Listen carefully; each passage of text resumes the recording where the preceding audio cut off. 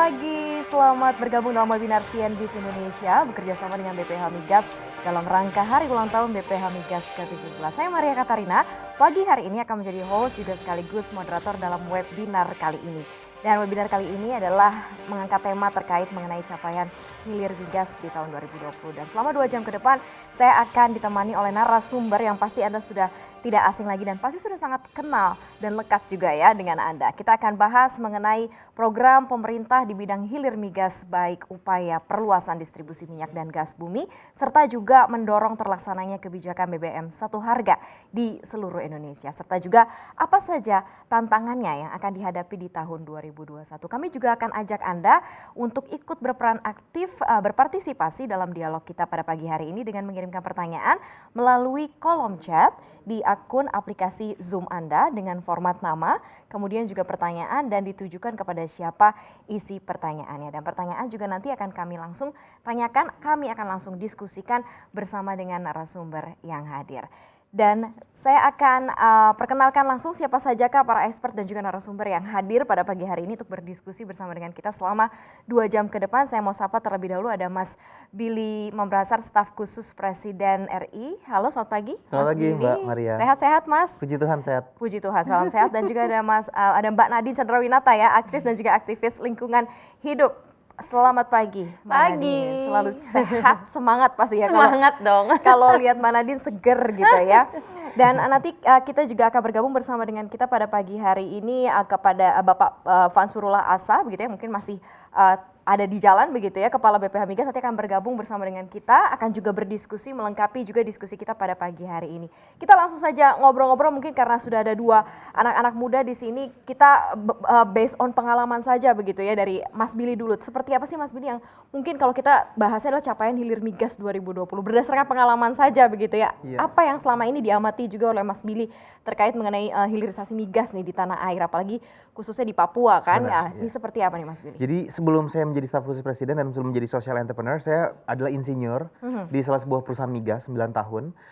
Dan membandingkan ketika saya pertama kali memulai karir tersebut sampai sekarang, saya lihat pencapaiannya luar biasa. Apalagi kalau secara spesifik, misalnya saya berasal juga dari Papua ya. Di Papua dan Papua Barat itu kita bisa melihat ditambah dengan Maluku itu total penyalur untuk hilirisasi migas itu sampai 263 penyalur.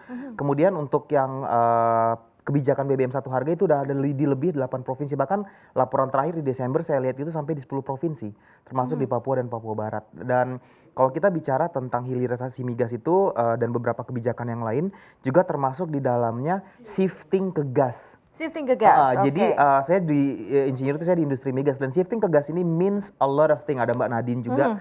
Di sini kita tahu bahwa gas itu carbon emission-nya jauh lebih rendah daripada minyak. Ditambah dengan kalau kita bicara cadangan minyak Indonesia, kita tuh udah net importer. Kita import 1,8 juta barrel per hari, sementara kita cuma produksi 650 sampai 700 barrel per hari. Dan artinya shifting ke gas merupakan keputusan yang bijak karena cadangan gas kita itu masih banyak banget.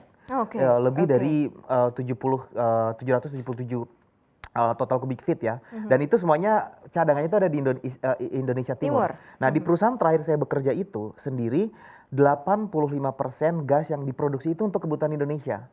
Jadi it's all good news, dan saya memberikan apresiasi yang mendalam kepada level eksekutif, legislatif juga tentunya, Pak Presiden sendiri dengan berbagai terobosan-terobosan seperti kita lihat BBM satu harga yang menyasar hingga beberapa kabupaten di Provinsi Papua, itu dampaknya luar biasa.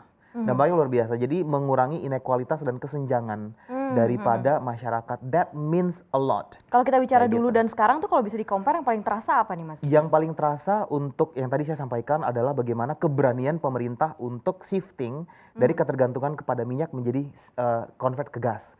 Yang kedua, kebijakan-kebijakan berani seperti Pak Jokowi mendorong BBM satu harga yang kemudian menstimulasi giat-giat ekonomi yang berbasis kesejahteraan masyarakat. Jadi pemerataan itu benar-benar terasa begitu. Betul, ya, sampai ke Indonesia Timur. Kalau Mbak Nadine sendiri seperti apa Mbak melihatnya begitu ya, mengamati apa yang tadi distatementkan juga oleh Mas Billy begitu, dan sesuai dengan pengalaman dari Nadine sendiri seperti Sangat apa? setuju sekali. Udah jadi narasumber saya sekalian aja bagaimana?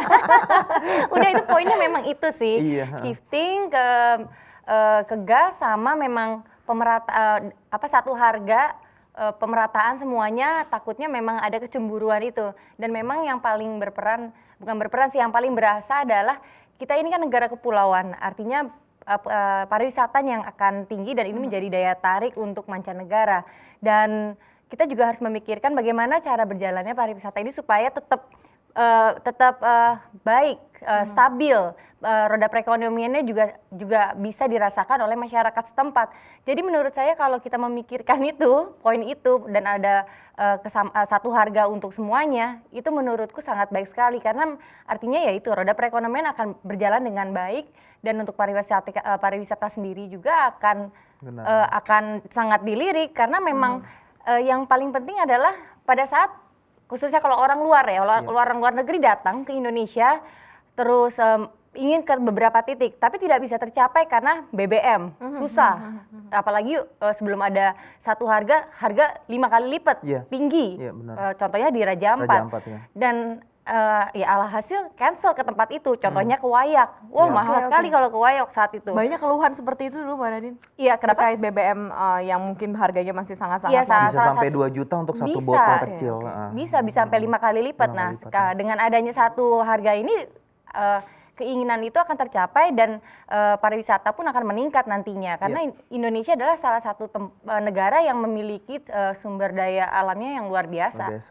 Terlepas dari itu semua, kondisi di Raja Ampat sendiri begitu ya, tempat di mana mungkin Mbak Nadine ada beberapa titik usaha juga di sana begitu ya, dan juga udah pernah jalan-jalan deh ke daerah-daerah terpencil semenjak BBM ini satu harga ini sudah mulai diterapkan. Apa yang mulai terasa begitu saat ini khususnya untuk kunjungan-kunjungan di pariwisata sendiri? Yang terasa adalah kita kalau mau ke beberapa titik khususnya kalau melalui jalur laut pasti akan lebih mudah.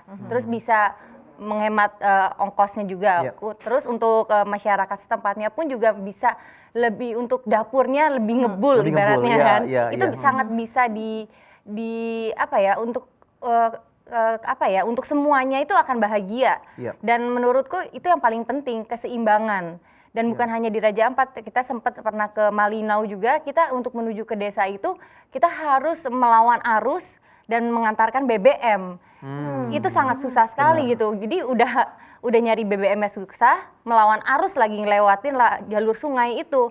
Dan di situ saya dapat pengalaman bahwa begitu strugglingnya untuk mendapatkan BBM dan di daerah itu tidak terlalu bermasalah saat itu walaupun harganya tinggi, tapi setidaknya mereka bisa mencukupi kebutuhannya.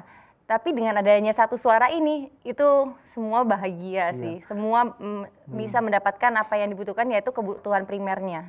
Ada yang mau ditambahkan Mas Billy? Jadi benar yang dikatakan Mbak Nadine, sumber energi itu multidimensi. Transportasi, energi buat masak, listrik buat ngelayanin turis. Pak Jokowi kemarin mendorong transformasi dan bangkitnya pariwisata kembali, ditambah dengan kebijakan BBM satu harga yang memberikan aksesibilitas yang lebih baik buat semua. Ini means bahwa kita mendukung stimulasi itu menjadi lebih cepat kayak gitu. Untuk masak harganya lebih murah, untuk nyalain listrik harganya lebih murah, untuk transport saya juga kemarin sama Menteri Bappenas baru dari Raja Ampat juga, untuk transport yang tadinya susah untuk memperoleh akses BBM, misalnya Kabupaten gitu Asmat ya.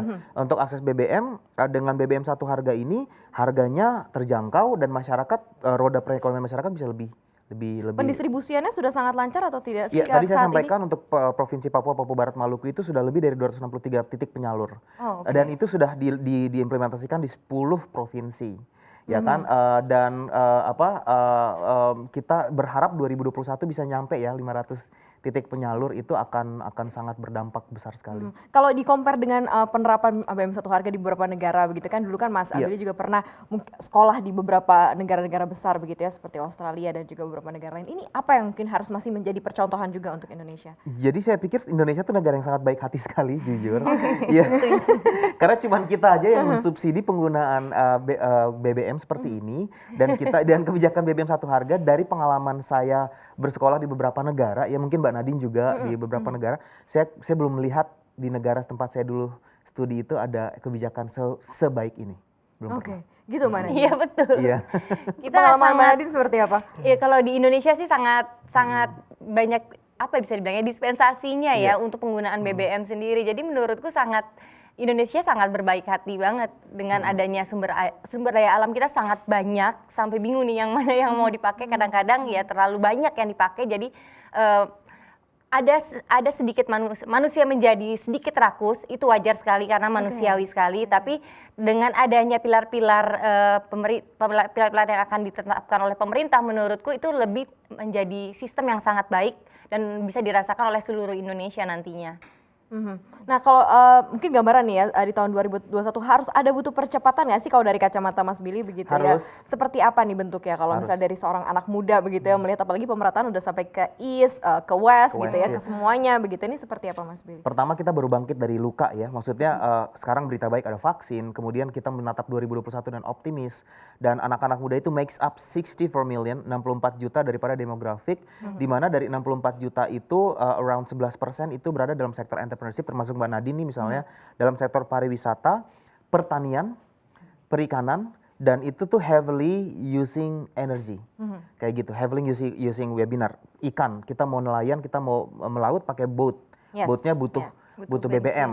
Kita pariwisata nganter turis butuh BBM. Apalagi kita berbasis kepulauan. Pertanian untuk ngeringin, drying atau menggunakan mekanisasi alat pertanian pakai BBM.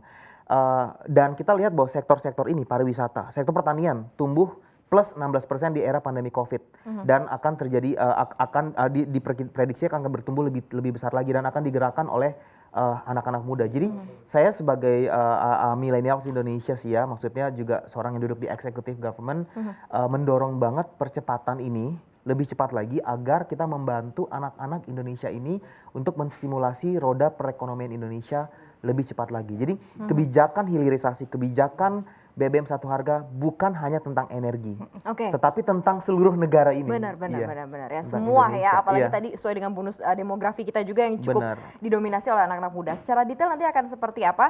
Mudah-mudahan Pak Ivan habis ini bisa bergabung ya Bisa bersama bergabung kita, ya. langsung bertanya langsung nih sama Pak Ivan ya. Jangan kemana-mana, kita akan kembali lagi usai jeda yang satu ini. Tetap bersama kami di webinar CNBC Indonesia bekerja sama dengan BPH Migas Capaian Hilir Migas 2020. Tetaplah bersama kami.